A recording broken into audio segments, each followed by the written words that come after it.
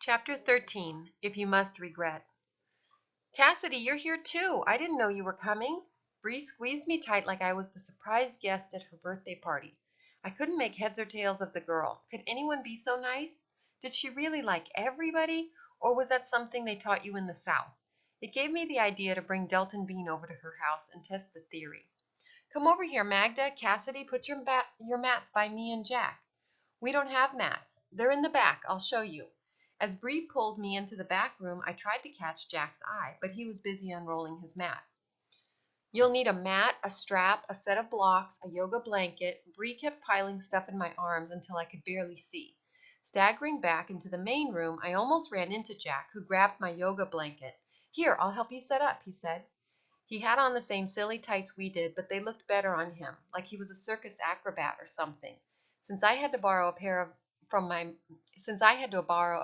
Mom too, mine looked like Great Grandma Reed's support hose. Magda, Cassidy, I'm so glad you could come. Janai gave us each a hug. I see Bree is helping you get your props. Excellent. When everyone is seated, I will give my Dharma talk, and then we'll get started.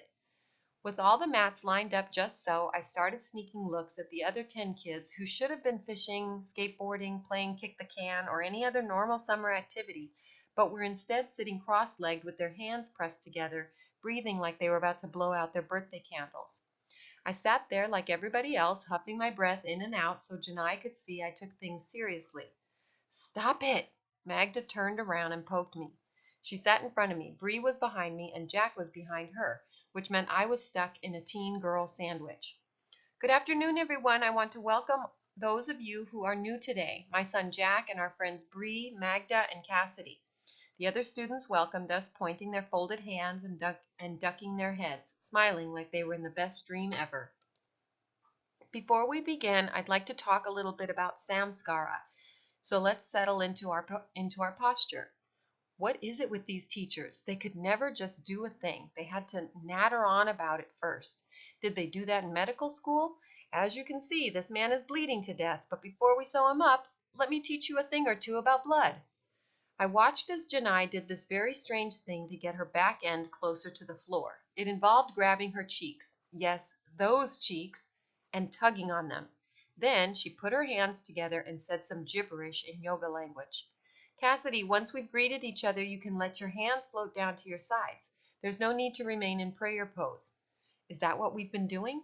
I looked around to see if any of these smart Alecks were like Delton Bean and had watched the video on floating hands. Since all their hands were on their thighs already, I just fluttered my fingers a little and got there too.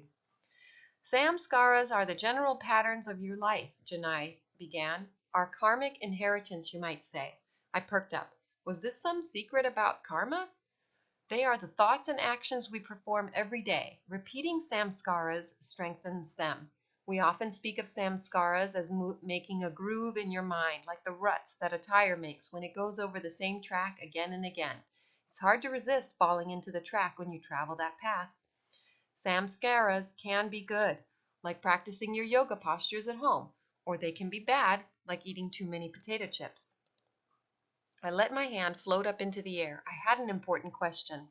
How many is too many exactly? I asked. Potato chips, that is. Janai smiled. I'm sure others would like to know the answer to that question too, Cassidy, but I'm afraid I don't know. It's just that my karma's been going south lately, and it never occurred to me that it might be the potato chips. That is for you to decide. In fact, that's why we set an intention before we begin each class. It might be to pay more attention to what's going on with our body as we take a pose, or it might be more general, to be kinder, for example. This is how we form new positive samskaras, by setting an intention. So let's take a moment to set our intention before we chant Om. I closed my eyes like everybody else, well, except for one little slip. Was this like making a wish? I intend to get Jack to let me wear the tool belt, and also stop swanning around Sabrina Benson. I intend to spend more time on Livy's trampoline. I intend to make time speed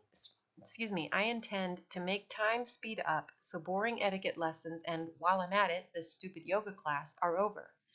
I had barely begun intending before Bree and Magda started to moan like they had got a golf ball stuck in their throats. What was there to do but moan right along with them? When you thought about it, I had a great deal to moan about. Cassidy, Cassidy, I appreciate your enthusiasm, but we only chant Om 3 times. Oh, sorry. I could see Magda's shoulders moving. She was giggling. Let's begin with a few standing poses. Janai told us all to stand in the middle of our mats and then gave us a bunch of instructions to activate our knees, descend our shoulders, and float our heads. After all that, we stood straight as boards. Now what? I whispered to Bree. Nothing. You're in it. In what? Mountain pose. After another 10 minutes of instructions, we stood there with our arms over our heads. This might be more boring than etiquette class, I whispered to anyone who was in range. Another 10 minutes and we were leaning forward, touching the floor. I let my head float around a little bit and saw that Magda, like me, could barely get the tips of her fingers to the floor. Jack could touch with his knuckles, but Bree was folded up like a clam. I'd had enough. It felt like someone was doing a tap dance on the back of my legs, but Janai had to walk around, checking everybody first. Bree tilted her head, cheerful as ever, and waved. That's another sign of growing up, Janai said as she bent over me. Your hamstrings get tight. She pressed on my back, and the tap dancers turned into a road construction crew with jackhammers. It was the kind of move that would get her a karate chop on the playground. Just play with the edge, she said. It will get easier with practice. Sure, I said, like eating soup while rowing backward. Of course, that was an inside joke. I blamed the dizziness I felt standing up for wishing Delton was here to appreciate it. Let's get a partner, Janai announced. Before you could say Jack be nimble, he was standing next to Bree with one of those yoga straps in his hand. It's much easier to demonstrate the proper technique of downward-facing dog with a partner to help us, Janai said.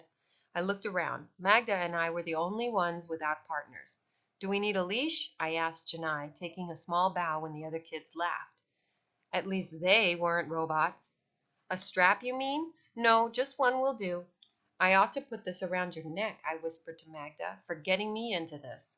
It's not as bad as jogging, she whispered back. We're in this stuffy room listening to a bunch of instructions for standing up, and it's summer vacation. I beat third graders for less. Oh, Cassidy, you don't beat up anybody. Besides, the purpose of yoga is to still your mind. Stop thinking so much. If my mind gets any stiller, I'll be the living dead. I started to do the zombie walk I'm so famous for at Riverside Park, but Magda grabbed my t-shirt. I'll go first, she said, and got down on all fours. In the downward-facing dog posture, Janai said, our goal is to feel the full extension of the thighs all the way down the hamstrings. Let me demonstrate with Bree.